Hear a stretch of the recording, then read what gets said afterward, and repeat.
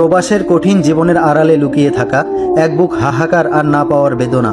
পটুয়াখালীর কলাপাড়া থানা, ধানখালী ইউনিয়ন, এই মাটিরই সন্তান জোবায়ের। নীল জলরাশির কাছাকাছি বেড়ে ওঠা ছেলেটির হৃদয়ে একদিন তুফান তুলেছিল পাশের ইউনিয়নের সুন্দরী মহিমা। মহিমাকে নিয়ে জোবায়েরের ছিল হাজারো স্বপ্ন আর ঘর বাঁধার তীব্র বাসনা। কিন্তু জীবন সবসময় আমাদের মনের মতো করে সাজানো থাকে না। জোবায়েরের সেই ভালোবাসা ছিল একতরফা। এক বুক আশা নিয়েও মহিমার মনের বন্দরে পৌঁছানো সম্ভব হয়নি।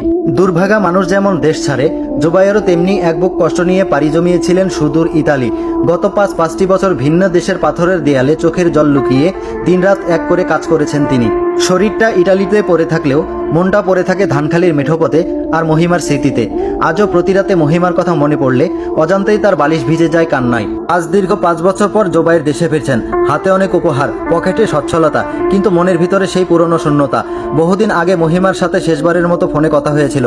এখন তিনি জানেন না মহিমা কোথায় আছে, কেমন আছে, কিংবা অন্য কারো ঘরণী হয়েছে কিনা। সব থেকেও জোবায়েরের যেন আজ কিছুই নেই। এক অজানা আকাঙ্ক্ষা আর অফুরন্ত ভালোবাসা নিয়ে তিনি ফিরে এসেছেন নিজের গ্রামে। মহিমাকে কি দেখা যাবে, নাকি এই ফেরাটা হবে কেবল তার স্মৃতিগুলোকে নতুন করে দাফন করার জন্য?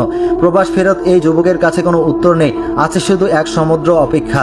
জীবনের সব গল্পই হয়তো পূর্ণতা পায় না, কিন্তু সেই অপূর্ণতাই ভিতর থেকে মানুষকে অনেক শক্তিশালী করে তোলে।